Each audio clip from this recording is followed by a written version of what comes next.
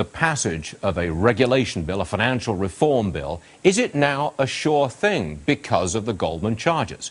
Republican Congressman of Texas, Ron Paul, joins us on the phone from Lake Jackson in Texas. Congressman, thank you so much for joining us. The premise of my question and the premise of the interview is, bearing in mind the Goldman charges, does this now make financial reform more likely, indeed a certainty? I think so, yes. I don't know about the certainty, but yes, it's more likely, and I always assume there would be more regulation, so this more or less supports that position, which I think is exactly the opposite way to go.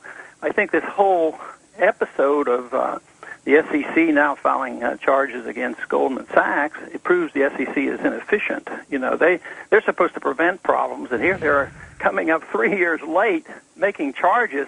And what do we want to do? Give them more power to regulate, and I think they've proved that they're a total failure. What's your general position on the big banks, the big investment firms of Wall Street? Do you think they're up to tricks? Do you think that they are tricking us? Is it, I hate to use the word conspiracy, but are they ganging up to beat up on the little guy?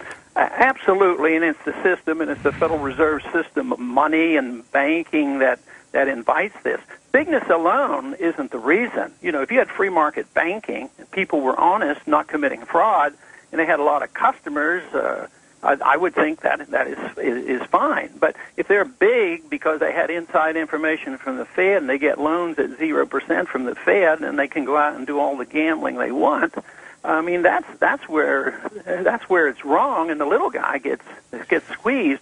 Right now, they're making money on Wall Street, but the little guy has trouble getting a loan, and the people are still losing their houses. So it's rigged against the little person. So to sum it up, you think that we are going to get pretty draconian new regulation of Wall Street, and it's going to happen in the very near future? Always does. It happened in the Depression. It prolonged the Depression. After Enron, we had Sarbanes-Oxley, yet all the fraud of Enron was taken care of by anti-fraud laws in Texas. They all went to jail. It didn't last nearly this long.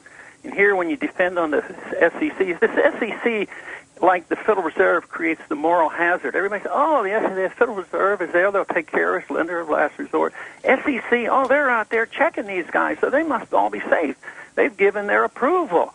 So it creates all this gambling and speculation. So what do we do when they finally get into trouble? Do the people wake up and say, well, it's the monetary system, it's the Federal Reserve, and it's the unwise interpretation of regulation? So what do? They give the Fed more power, and they go and give the SEC more power to regulate. You cannot regulate the mistakes made by the Federal Reserve and easy money, and that's what they're trying to do. But the people are going to go along with it. Congress is all for it. If you vote against it, see, you and I, it sounds like we're sympathetic about the system, how it's unfair to the little guy, but I'm not going to vote for more of these regulations because I don't think that is the answer. But politically, it's a great story. Oh, yeah, I'm sympathizing with the little guy, so therefore all we need is a bigger SEC, which is part of the problem.